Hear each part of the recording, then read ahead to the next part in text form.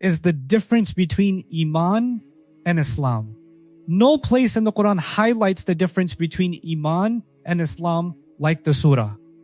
It's the most comprehensive place, and it's a critical distinction. Iman in the surah is qualitative and Iman is quantitative. And you'll notice everything I've talked about so far is actually qualitative versus quantitative.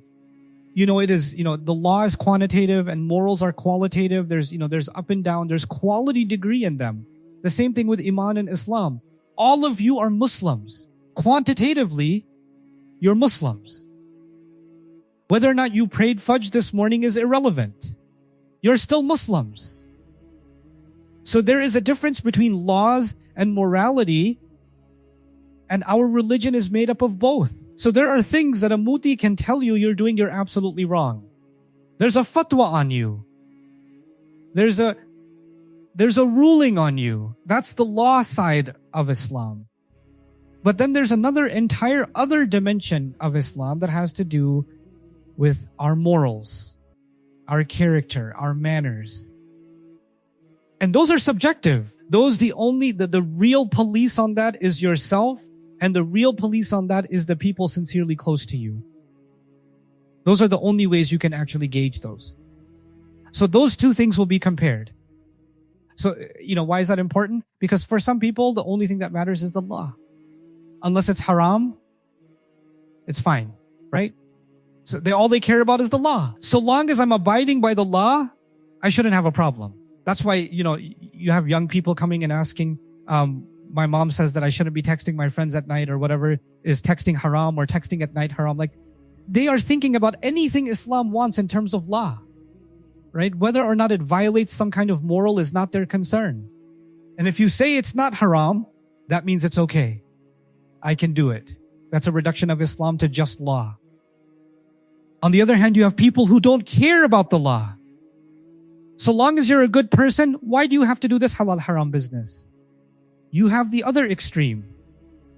People that are only concerned with morality and have no regard for what? The law.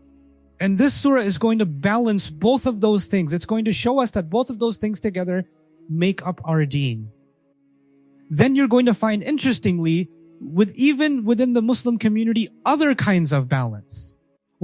Sometimes the Muslim community is so fragmented and we're so disunited within each other that we're literally at the point where we're killing each other.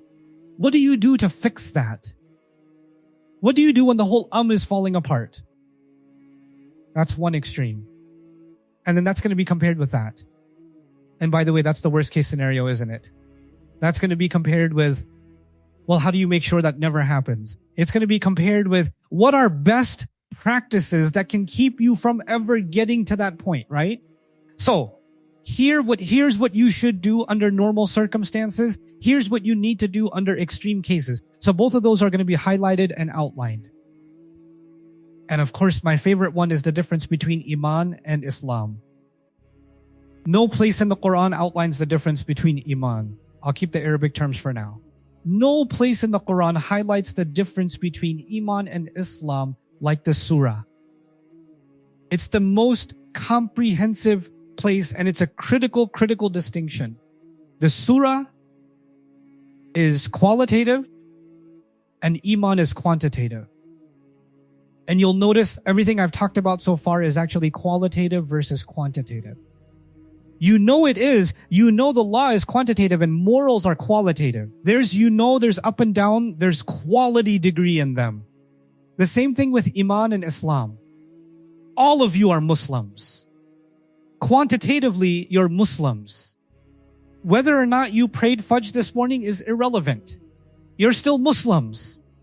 Whether or not you're violating some Islamic rule or not. You say salam to me, you're Muslims. But where is our Iman? My Iman may be in a different place than yours, and yours different from the person next to you. Iman is qualitative. The quality of it varies among us. So those two things, why is that important to make that distinction? The distinction between us as Muslims and us as people of faith, And what does that mean when we deal with each other? So Iman versus Islam. I love the next one too. It's actually going to be a comparison between the Muslims as a civilization and humanity as a civilization. So there's a bunch of he says 5 times, those of you who believe, those are 5 times believers, that's us as a civilization. And then at the end of it, how are civilization going to deal with the rest of humanity? Because human beings are also a civilization. So there's that switch and that comparison between the internals, what's going on inside the house, and how do you deal with the neighborhood, right? That's really what that is. And it's really powerful that comparison is made. And then, of course, the last one, and there are many others, but I just want to highlight these big ones as we go through the surah. The last one is actually a dignity. Dignity as it is defined between ourselves, like I give you respect, you give me respect. What should I respect about you? What should you respect about me? Etc. Dignity is as it is defined between human beings, and dignity as it is defined by Allah. Meaning, I consider that you are worthy of respect. You consider that I'm worthy of respect. But who does Allah consider worthy of respect? So these two things are going to be compared. And it could be that there's a person in this world that nobody respects, but Allah respects them. And it could be that everybody in the world respects this person, but Allah has no respect for them. Right? That can happen. So the contrast between our perception of dignity, our perception of nobility, and Allah's perspective on the subject, and how those two things should not be confused with each other.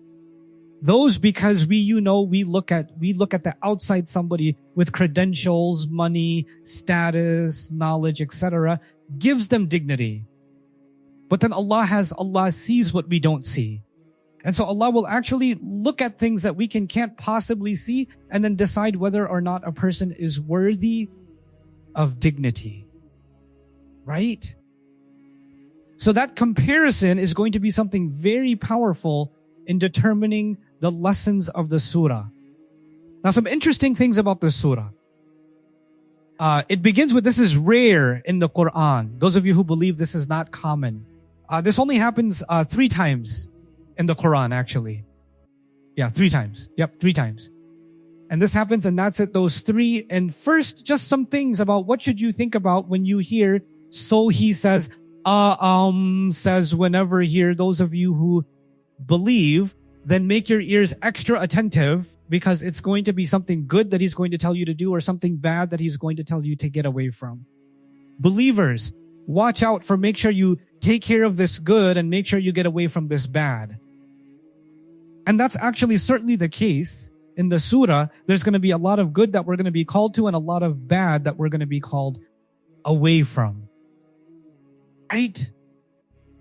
But what I wanted to highlight to you, interestingly, this is my own insight. You certainly don't have to agree. And by the way, I will mix in my own comments with the comments of the Mufas, and I will have a mixed contamination with no distinction between the two. And eventually I'll publish my notes where the that will be clear. But for now, because that'll take too much time if I say, by the way, this was from me and that was from them. So I'm just going to it's all muddled. Okay, sorry. This one's mine though. All 3 surahs that begin with are late Madani. They're late Madani. As a matter of fact, that could be argued as one of the last surahs revealed. This surah that we're talking about, it's pretty much agreed upon that it happened at the earliest. It happened after this one happened after the 6th year of migration. And the treaty with the Makkans has already been signed. The Muslims are no longer in a state of fear. They're doing fine. Now, actually, there are different tribes that are beginning to come and sign on with Islam, or at least make peace negotiations with the Muslims. Muslims are clearly not in a state of war. As a matter of fact, there is no mention of fighting in the surah as in a threat or a state of fear. Like, for example, you'll have heal, replace their state of fear with peace, meaning they are in a state of fear and awe, he'll say, the ones who spent before victory came and fought before victory after he came. Meaning the ones who fought for the cause of Islam when things were hard and looked very difficult, those are not, they're at a higher rank than those who came afterwards and fought after victory came. Right, and by the way, whether this happened, some argue this surah was revealed in the 9th year after migration, so like really towards the end of the, some have argued that too, so Makkah has already been conquered. When the surah is coming, that's what some argue, but actually they argue that also because they say this is after this is after victory, or Allah opening up the religion. In the Quran, actually foot is used twice. Once after the conquest of Makkah. So they're all fat because for all practical purposes, the domino started falling at right. So that was already fat. So these 3 years are the victory years of Islam. This is when things are falling into place. Right? So what I'm telling you is the mindset of the Muslims is different in these years. It's not like when they just moved to Medina and they're worried about the looming threat of Quraysh and Badr is about to happen and Badr happens and then even worse happens, and like there's tough years. These are not tough years. This is different now. Muslims are actually every single day their muscle is increasing, their numbers are increasing, more and more tribes are showing their support. And if you look at a map, you know how they show these election maps nowadays, blue versus red, right? So if you show the map of Islam versus Shikin, Arabia, the Islam color, like let's just say it's white, you know, I don't know, green, I don't know, you know, pick something, but anyway, so the green is spreading and the gray mushik, the gray is shrinking. You know that by every single passing day, every month, the influence of Quraysh is reducing and the influence of the Muslims is spreading, and that's why you'll find empowering language in the surah. You're going to afflict another nation. Wait, you are the ones being afflicted. But in this surah, Allah will say, watch out. Don't listen to rumors because you might end up attacking somebody and hurt them. Wait, now we're in a position to hurt now. Not in the position of being hurt, but in the position to dish out the hurt. You know, again, just a year ago, year before, maybe even 10 months before, when we're in the situation of hearts had reached into the throats, you guys were terrified. Your eyes wouldn't make contact. They would deviate. You were so scared to look ahead at the enemy that was your state. I mean, that's just maybe just a little over a year ago. But now that has happened, the tables have turned. This is a new reality. Now, you know what that means? That means that this surah is actually Allah. These surahs, all 3 of them, which did I say, you know then, and then also they are actually of Allah speaking to the Muslim that is now becoming a civilization. They're not a group struggling to establish themselves. They're not some small faction that is struggling for a cause. That phase of the is now in the past, and now they're getting ready to become a worldwide civilization. They basically us. And so these surahs begin with, now we are addressed as that people, as that nation. These surahs address us as that. So this is actually to indicate that our reality has changed. I hope you guys enjoyed that video clip.